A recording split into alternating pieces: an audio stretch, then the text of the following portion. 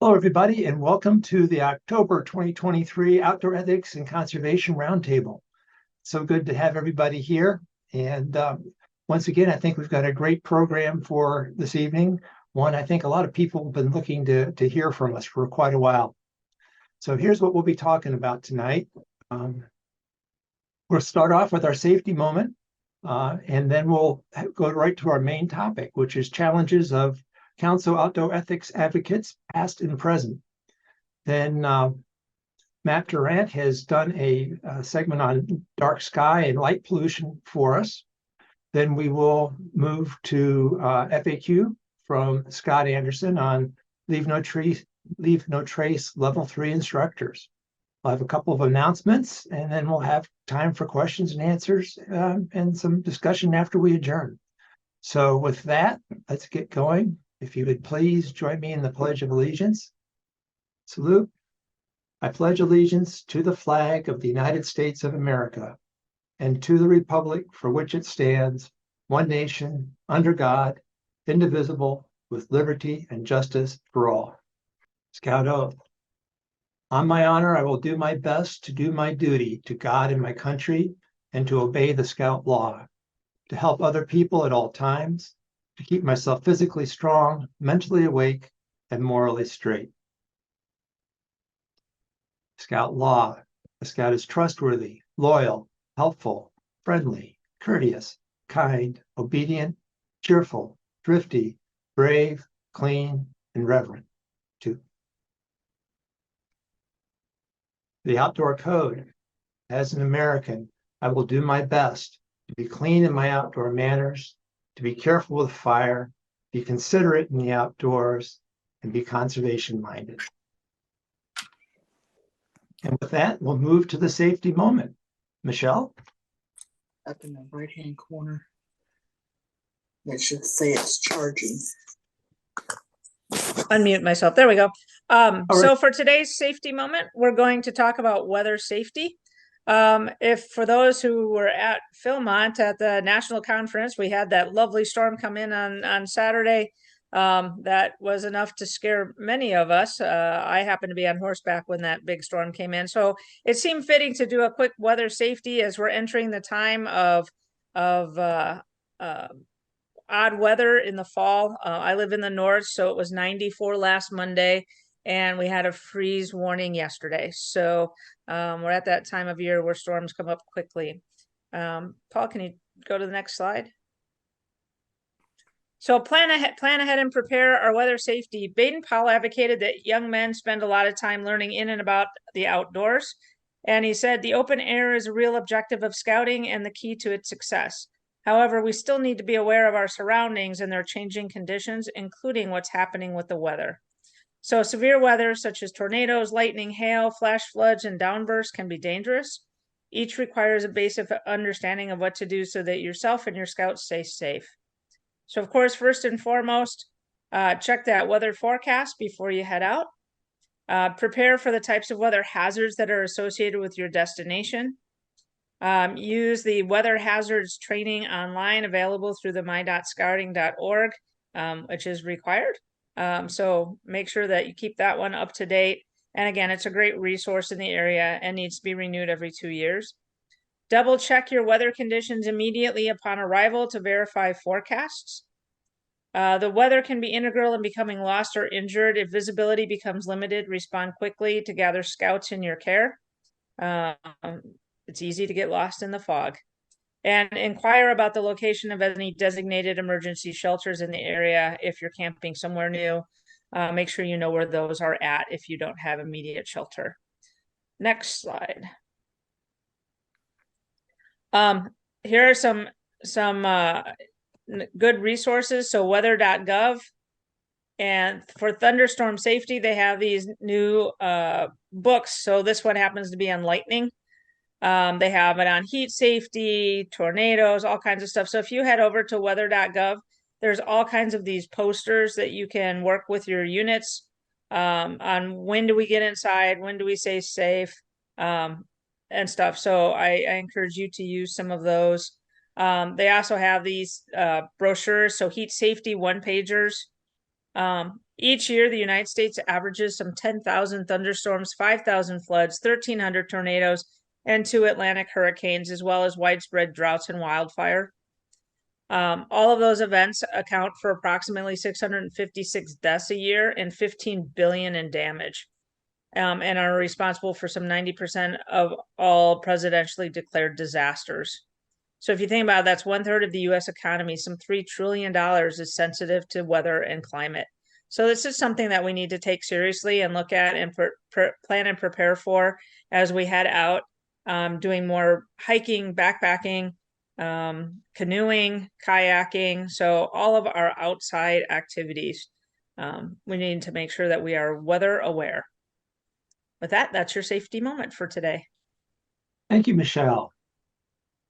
So now we're going to move to our main topic here, which is challenges of a Council of Outdoor Ethics Advocates. And we've got interviews with a couple of council advocates here. And we're going to start off with one, and Ted Wieland and Sean Vaquera, are you? I am here. Yeah, I'm here. Okay, great. If anybody has trouble seeing them when we, at this point, what you might need to do is go to the view button in the upper right corner and change your view so you can see everybody. So let me stop sharing here so we can see them. So up in the view button, you might want to change to speaker view. Hey, Ted, over to you. Good evening. So my name is Ted Weiland. I am the Midway South Division Manager for Outdoor Ethics, and I have the pleasure of interviewing my very own Council Outdoor Ethics Advocate. So I am also on the local Council Conservation Committee, and Sean has recently been appointed as the Council Outdoor Ethics Advocate, for which I am eternally grateful. Thank you, Sean, for taking on that role.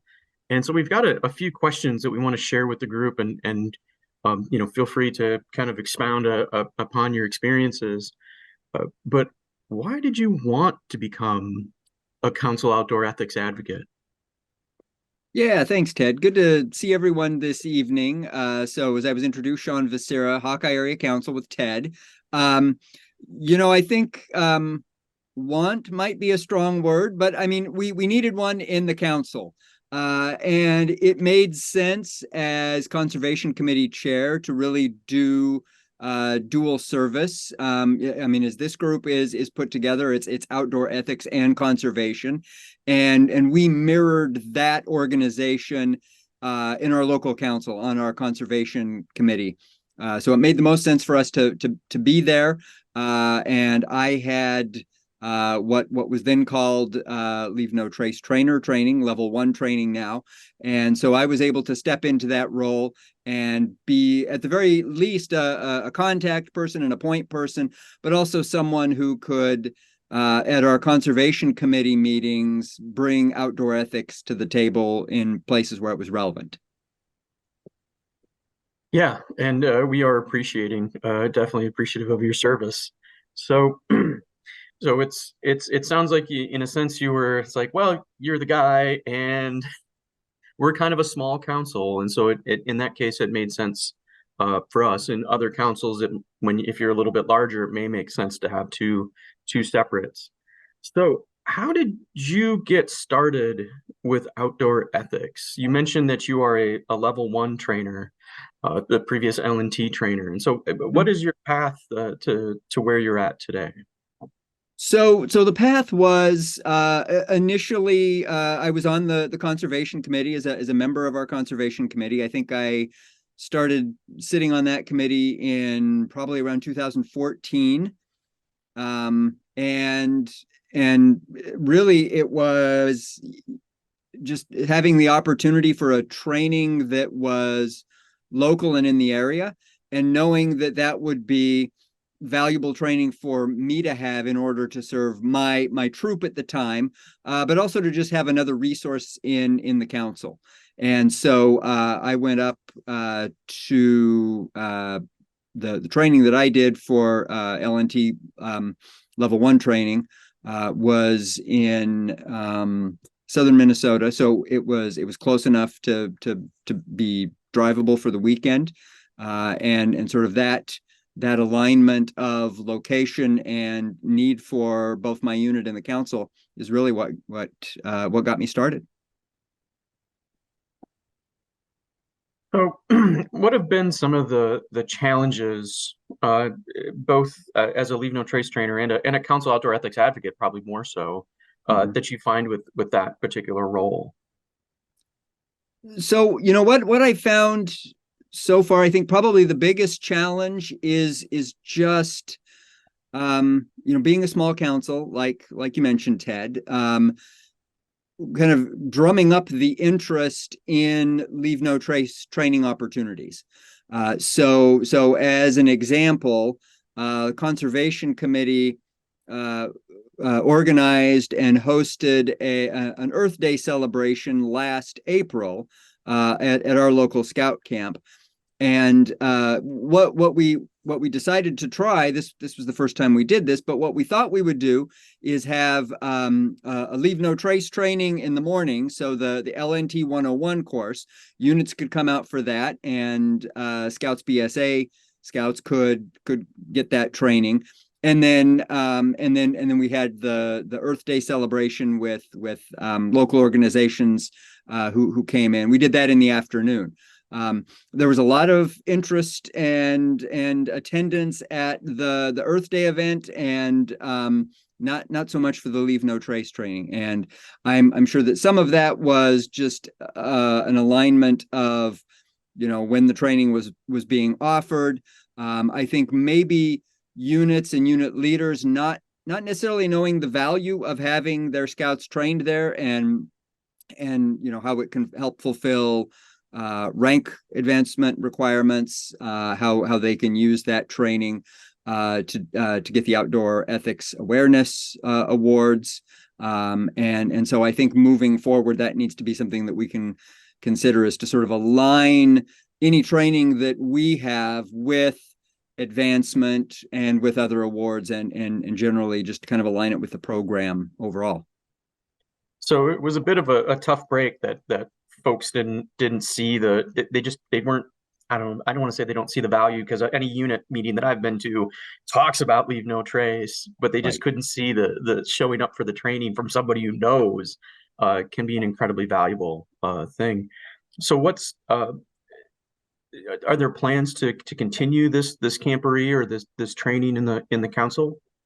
Yeah, the Earth Day event is still planned. We're going to try to make sure that we can fold Leave No Trace into that. We did have, not to say that we sort of failed miserably at our first attempt at this. The Earth Day celebration, one of the stations that we had was a Leave No Trace station. So it was not sort of formal training. It would have been just more Leave No Trace awareness. We had some of the hang tags. We had local level 2 Leave No Trace trainers there helping run that and answer questions for the youth and the families who came by. We had an example, a demonstration outside of a low impact fire. So we still had Leave No Trace sort of woven into the event, just not sort of in the formal training session that we thought might be attractive to some. So as you're kind of moving forward, are there any plans to offer, maybe level 1 or maybe potentially level 2 instructor trainings in the council, or getting more people trained in those levels?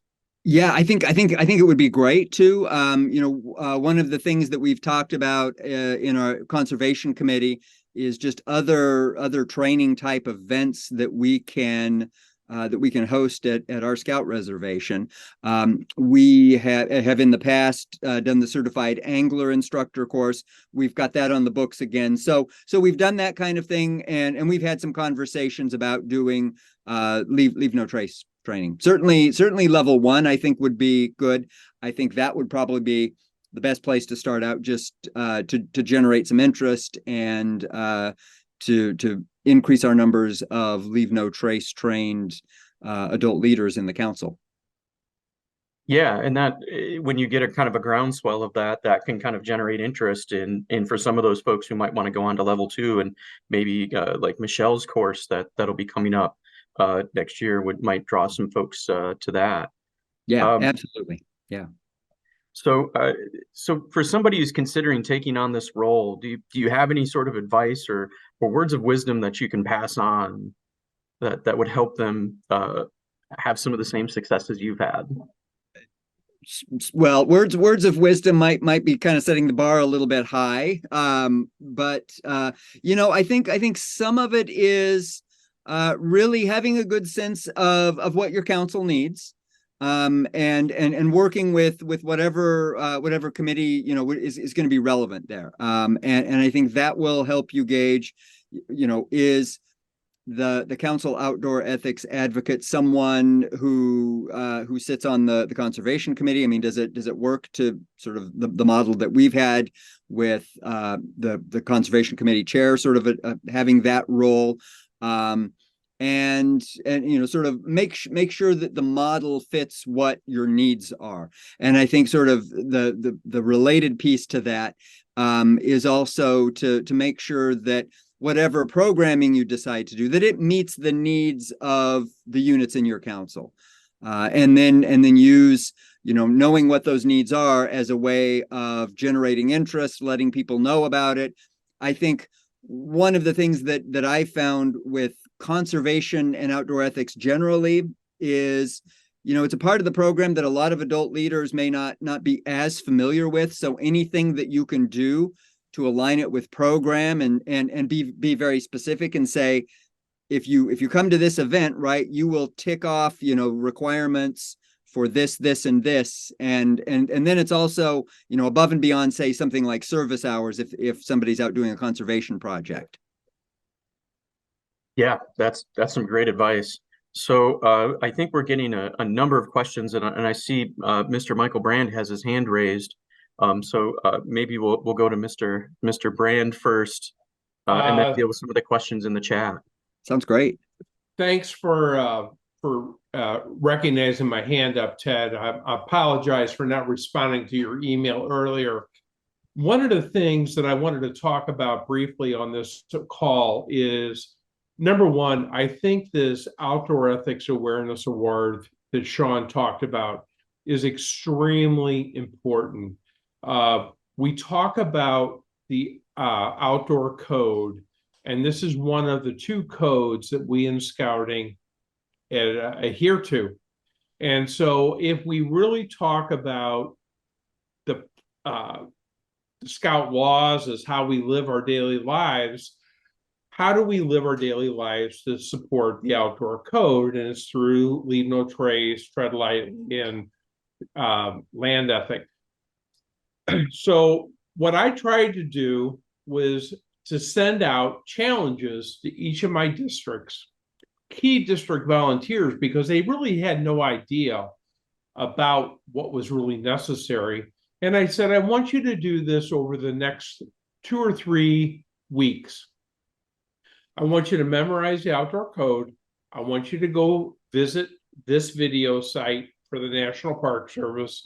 I want you to video the Leave No Trace awareness course video and the Tread Lightly video, and get all those certificates that are available. Okay. So now all of a sudden I got them thinking. Okay. And then the last thing I said was, okay, the last thing you need to do is come to one of our workshops, training sessions, or whatever. And we went through and we did that. And I think that really sort of got them going, is that they gave a roadmap and how to follow the trail to success. The second thing that I really think is important is to work with the units. And just like we have Den Chief training, I truly believe the outdoor ethics guide needs to be trained along with that ethics guide advisor on how we bring this to the unit level. So many times our units don't even have this position. And I found it so consistent with the den chief as well as the chaplain aide. And no one knows what does it mean to be successful. And it's right there. It's so exciting to have that role to challenge our youth at all levels of scouting. How can we be better in living a life that's consistent with the outdoor code? And so I challenge all of us to do more trainings with regards to outdoor ethics guide training, as well as doing it congruently with the adults who are advising those youth at the unit level, because that's where it really is. And then that will drive the Outdoor Ethics Awareness Award, which then will hopefully drive more interest as we move forward. Because it's very important. It's near and dear to me. That was the reason I got involved into it, is because it's as important to me as the Scout Oath and Scout Law. So for those who are not aware, Michael Brand is the Council Outdoor Ethics Advocate for Greater St. Louis Area Council, just south of me. So his perspective comes from a much larger council. But I agree, and particularly the highlighting of active district volunteers, I think is a good way to target and kind of spread the good word, if you will, of outdoor ethics. And it's amazing because they ignore it. I mean, I'm watching the chat feelings coming through.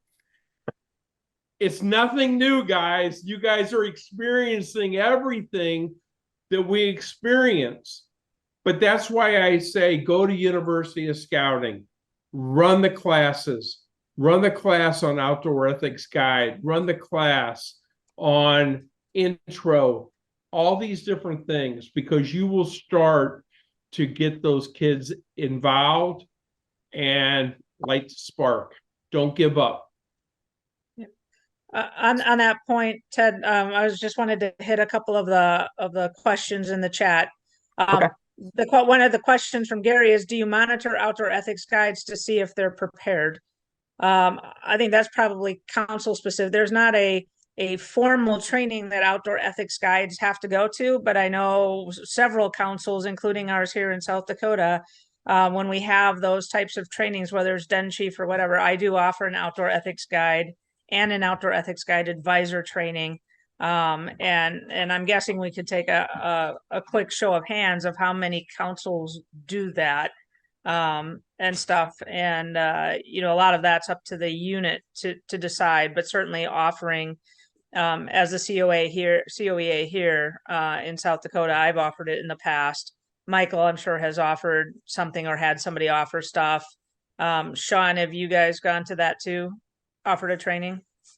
We've not offered a training for that role. But it's, you know, one of the things that you mentioned, Michelle, was just offering that training along with other things. One of the things that we've talked about on our committee is using the merit badge universities as an opportunity to maybe do that Leave No Trace 101. And actually thinking about it, that could be a nice place to also maybe start some of the training for the outdoor ethics youth position.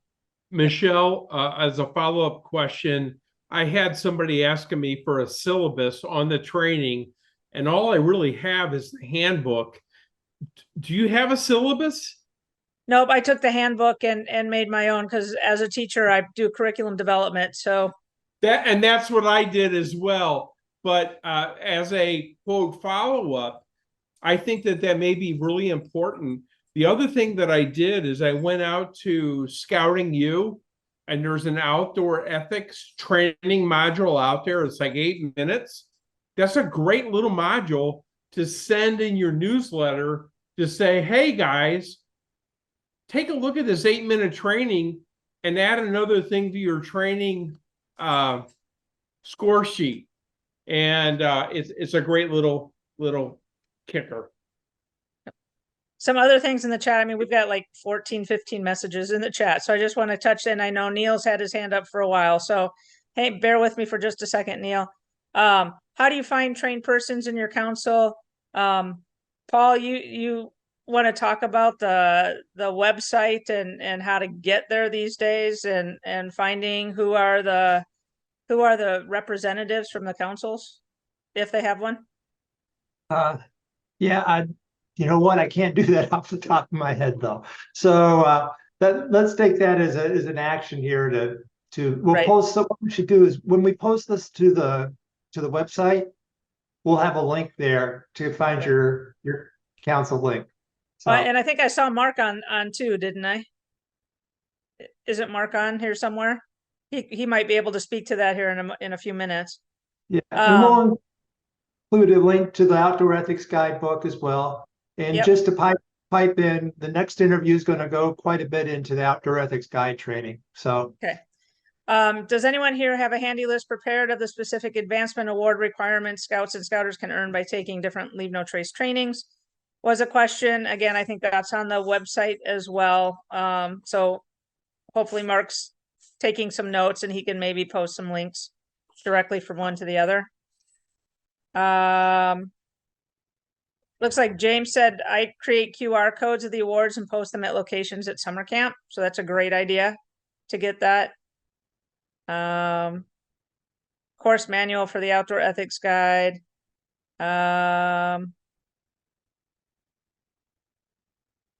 National team, University of Scouting.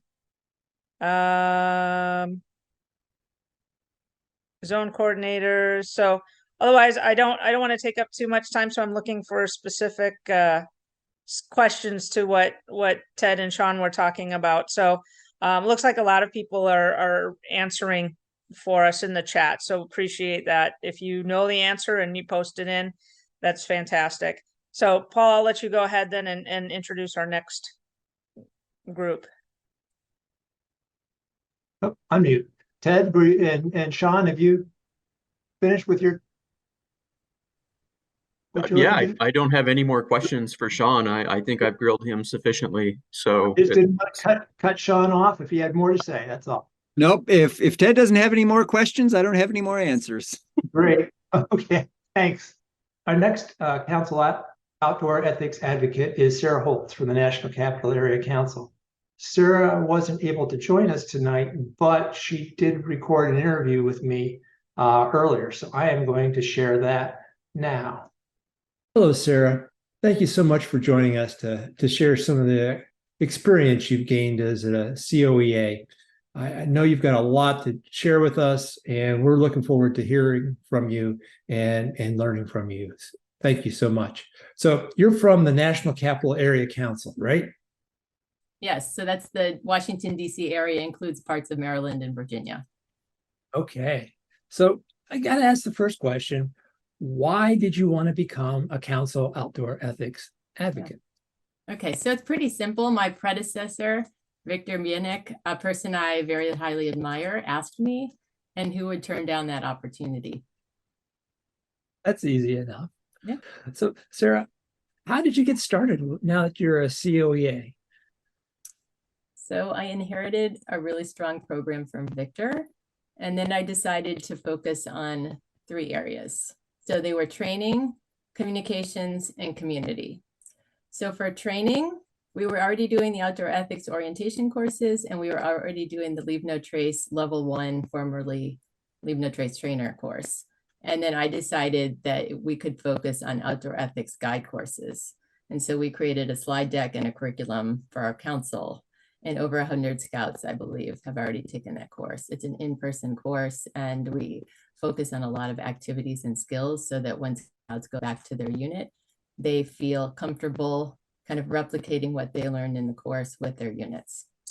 I also focused on communications, and that means I tried to find an outdoor ethics point of contact for every district in our council, and I can share information to them by email, and then I let them communicate through Roundtable, through newsletters, through Facebook, through Teams, through Basecamp, however they're communicating. And I also created an outdoor ethics newsletter for our council. And that newsletter spotlights upcoming courses, upcoming events, best practices, national level information, the information about this roundtables, for example. And then I try to have a spotlight on a scouter or a scout in our council that has an interesting take on a topic, for instance, or has done something amazing that we should celebrate and recognize at a higher level.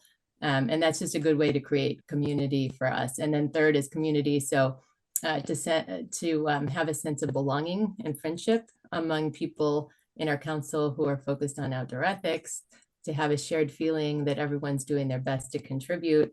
And just, I also like to focus on the importance of publicly expressing gratitude to the scouters and the scouts, to thank them publicly for their contributions to our group effort, let them know that I really appreciate what they're doing, that they're part of the effort, and without them, we wouldn't be as successful as we are.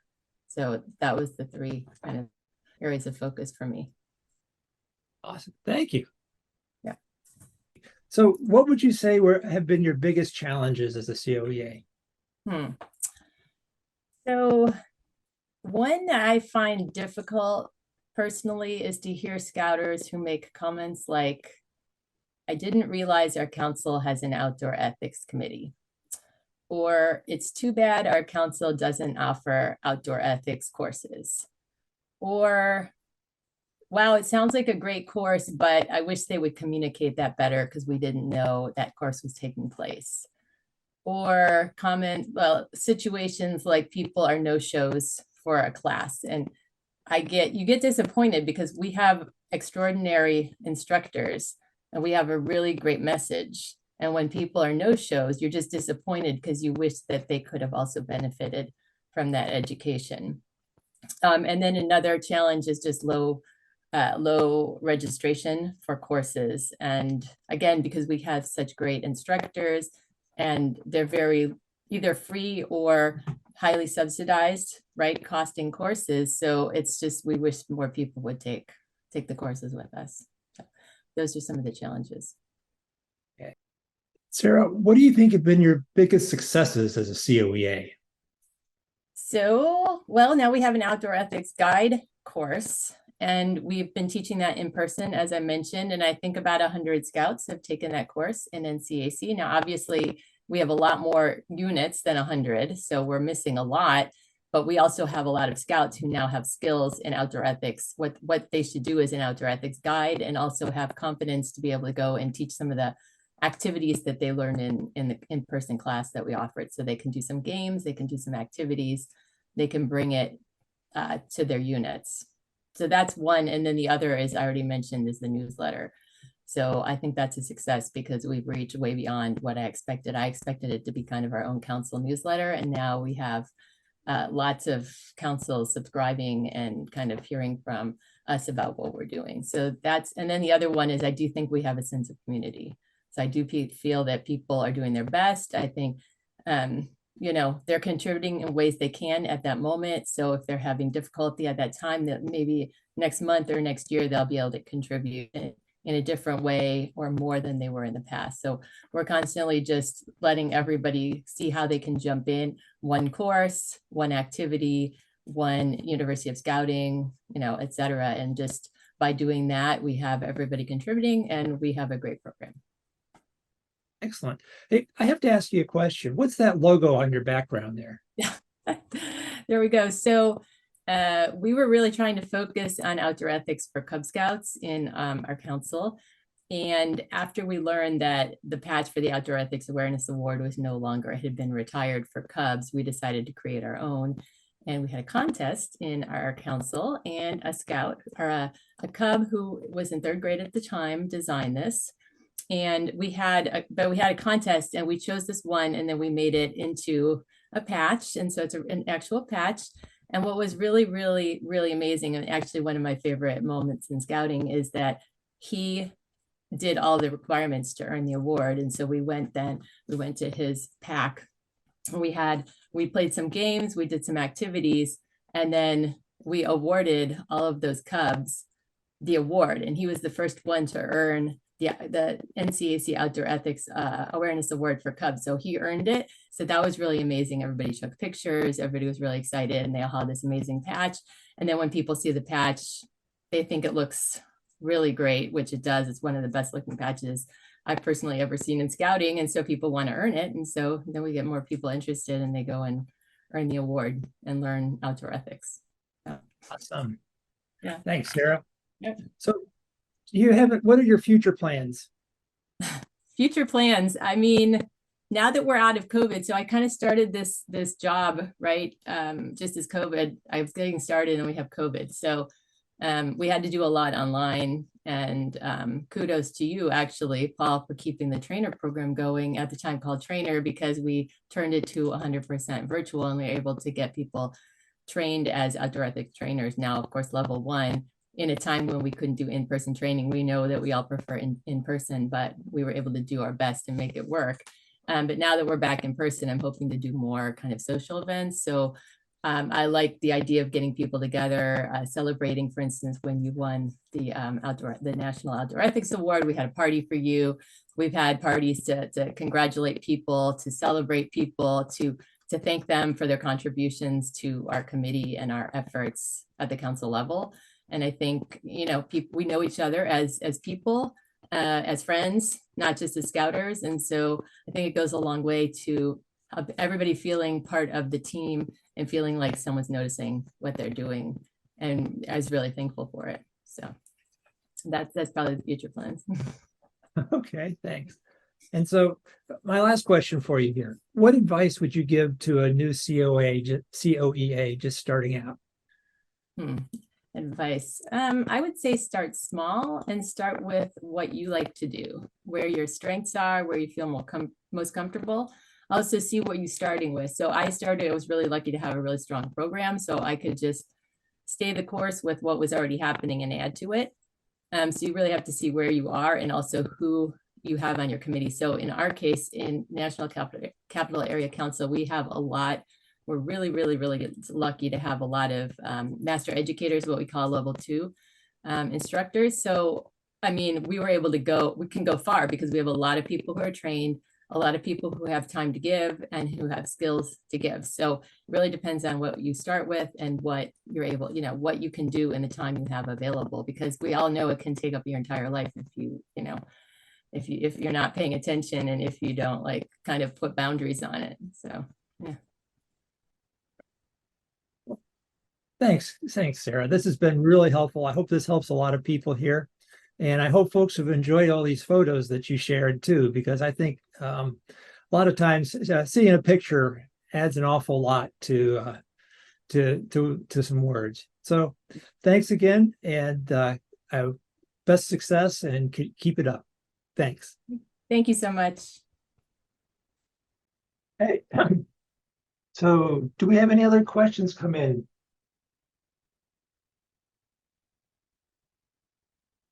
Neil still has his hand up. Okay. I'm actually new to the role probably about 6 months ago.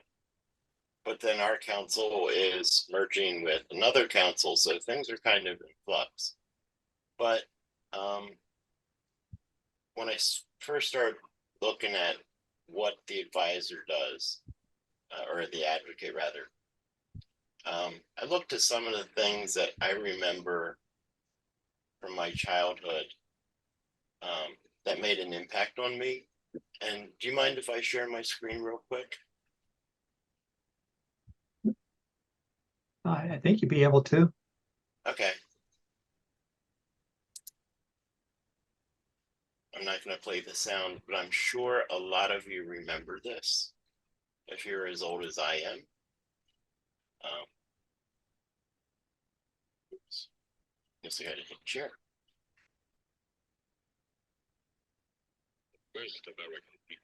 This was 1970, I believe this commercial came out, or public service announcement rather. It was very impactful for me as a youth, and I had shared it to our then council's Facebook page for adult leaders. But I think, you know, we can look at things like this that are outside of scouting to be a resource as well.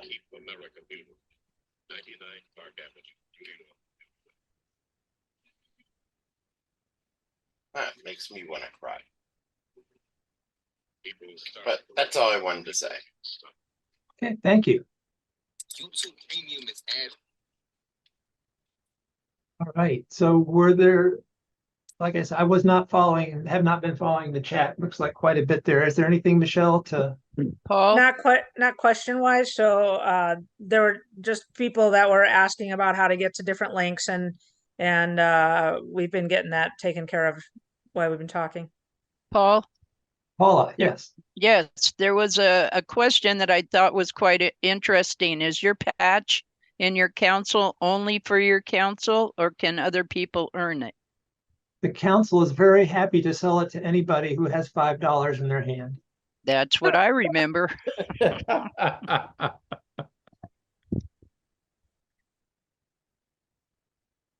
So what we did for requirements for that is we took the same requirements that were for the national award. And of course, they've had to be updated, as things have changed a bit, but that's the base requirements for the Cub Scout Award in the council. And I wanted to say that last presentation inspired me to do more and fan the fire for me as a council outdoor ethics advocate. I will do more, and I hope that I can achieve the greatness of what that council has achieved, because that was phenomenal. Good job. we've been blessed with a great team. Thank you. Hello, everyone. Thank you for joining us at the September Roundtable. My name is Matthew Durant, and I'm excited to bring you another short thought, activity, or idea for this month. Today, I'd like to talk about a topic very similar to last month's when we discussed sound pollution and how it affects our health and our environment. We are going to look at light pollution and some ideas regarding how we can address it in our communities. First, let's look at what light pollution is and how much of an effect it has on our health and on the health of our wildlife and ecosystems.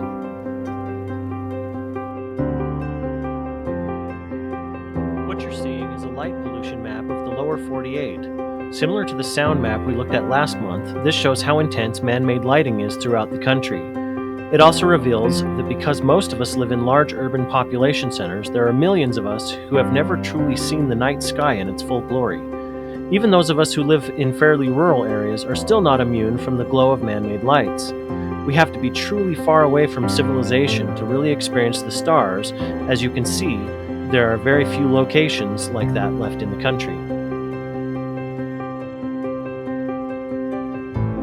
Beyond the fact that most of us never truly escape the dark and get to see the stars, the effects of artificial light on wildlife and many natural ecosystems can be quite profound. Animals as diverse as migratory birds, baby sea turtles, and insects can be greatly harmed by light. Birds are often led off course by lights at night, some colliding with illuminated buildings. Baby sea turtles in Florida use the illuminated horizon to guide them towards the ocean, but when lights on land are more powerful, they often end up far away from where they are supposed to be. Populations of insects that are drawn to light are on the verge of collapse due to their fatal attraction to many artificial lights. We may think that they are just bugs, but remember the web of life. All things are connected. And these insects are a primary food source for millions of birds, bats, and other creatures whose populations are sustained by these insects. So what can we do to reduce our illumination footprint? Well, we can start by considering the type and amount of outdoor lighting we use. What you're seeing now is a graphic provided by the International Dark Sky Association that shows what type of lights are best for helping wildlife and preserving the night sky. As you can see, the more shielded and downward pointing, the better the light. The International Dark Sky Association has issued these 5 guidelines for outdoor lighting. First, make sure that the lighting is useful. Use it only if it's actually needed. Second, target the light. Make sure that the light only falls where it's needed. Third, can we leave the lights at a low level? It should be no brighter than necessary. Fourth, controlled lighting. Can we use the lights only when it's needed? Can we have timed devices on those lights? And fifth, be aware of the color. Can we use warm colors and replace our LED and our bright white bulbs with reds and yellows?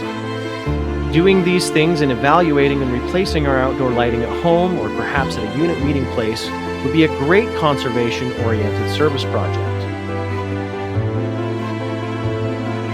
Fortunately, even though it might not look like it, judging from the map we saw earlier, there are in fact many parks and even communities throughout the United States that follow these guidelines and have been certified as dark sky areas. You can find a list of all places that qualify at darksky.org. These parks are fantastic for experiencing the night and all the wonders it has to offer, and are found throughout the country, from Maryland to Idaho. Being mindful of the lighting we use when visiting these places will help us minimize our impact and practice leave no trace, as well as conserving the night sky. Thank you again for participating in the Roundtable, and here's wishing you many star-filled adventures in the future.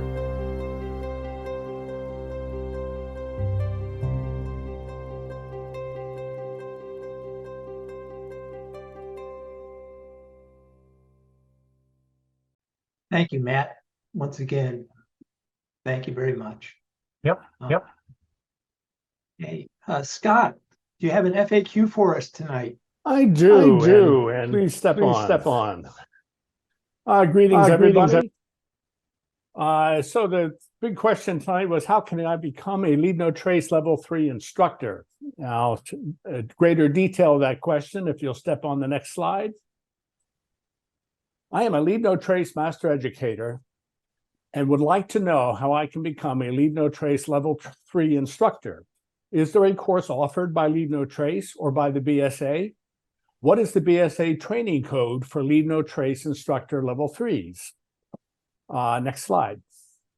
So JD Tanner in our August roundtable made a terrific presentation of training for all and explained the transition to a recreational track training as well as an instructor track training. And I encourage you all to go back and view that roundtable if you'd like to hear what he has to say.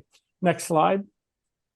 One of the first things they came up with was a brand new online awareness course that they called Leave No Trace 101. And there's a QRC code there that if you're interested in taking that course, takes about 45 minutes. I thought it was very well done, and I would encourage everybody on the call to take the time to take that training. Next slide. Now, that brings up a problem because we had a BSA Leave No Trace 101 course, and our course was 3 or more hours. It was led by a Leave No Trace instructor. It has its own training code.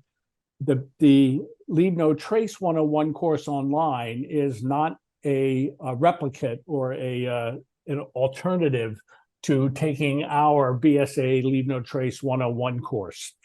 So our outdoor ethics team decided that what we needed to do, we needed to rebrand and change the name. So within this next month, you're going to see the announcement that we have changed the name of the BSA Leave No Trace 101 course to BSA Leave No Trace Basics.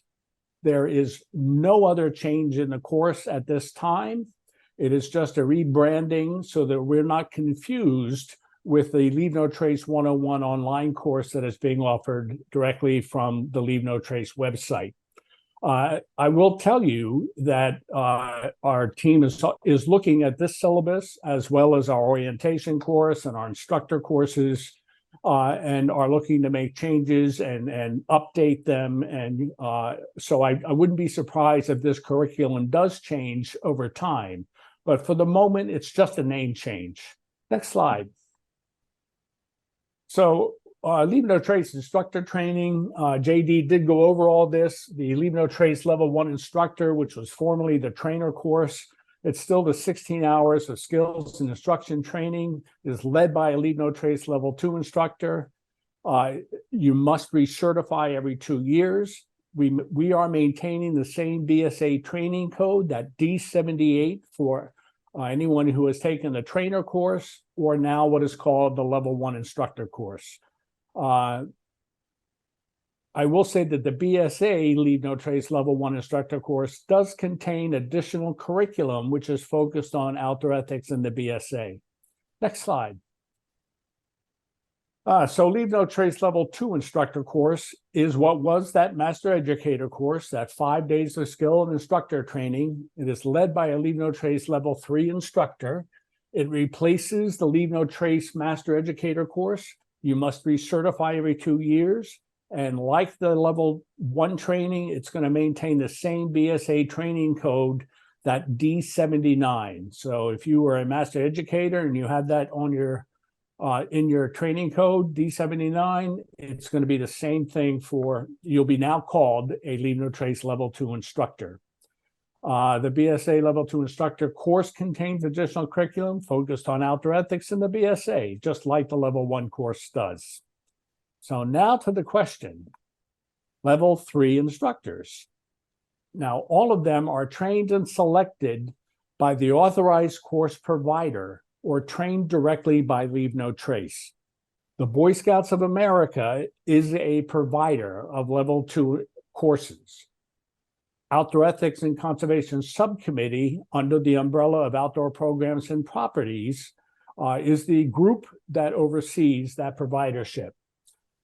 Myself, along with my professional advisor, Brian Gray, represent the BSA as the provider. At this time, there is no plan for a BSA training code for Level 3 instructors. Now, the BSA has designated 26 Level 3 instructors. They have not yet been informed. That's going to be happening within the next week. But they have gone through our approval process. We have submitted the names to Leave No Trace. They have approved them, and I will be sending out letters to those Level 3 instructors shortly. Next slide. So I generalize, we have a rather extensive criteria on what it takes to be a Level 3 instructor. So I've just generalized this, but essentially what it says is that you need to have led or assisted in delivering multiple Leave No Trace Level 1 instructor courses. You've previously served as a lead instructor for a Leave No Trace Level 2 course within the last 5 years. You've served as a co-instructor for 2 or more BSA Leave No Trace Level 2 instructor courses, and you have completed a lead instructor workshop and currently selected to serve on an upcoming course. So anybody who fits into those categories was in the consideration. Now, I will say that we have a rather extensive, it was extensive, so there are a lot of nuances there. Next slide. So once those Level 3, all of those Level 3 instructors are all required to maintain their Level 3 instructor certification, so they'll need to recert every 2 years. All of them must maintain their membership status in the BSA and in Leave No Trace. All must maintain current BSA youth protection training, and all must have current wilderness first aid, CPR, or an equivalent certification. Next slide. So the purpose of the question, I think, was the individual was very interested in being a Level 3 instructor. And if you are interested in serving at this level, this is some of what you need to think about. So you need to be committed to national service with a willingness to travel. So our Level 3 instructors travel all around the country. So they don't just do courses in their council. They often will travel many, many states to get to a course, and sometimes in a 2-weekend format.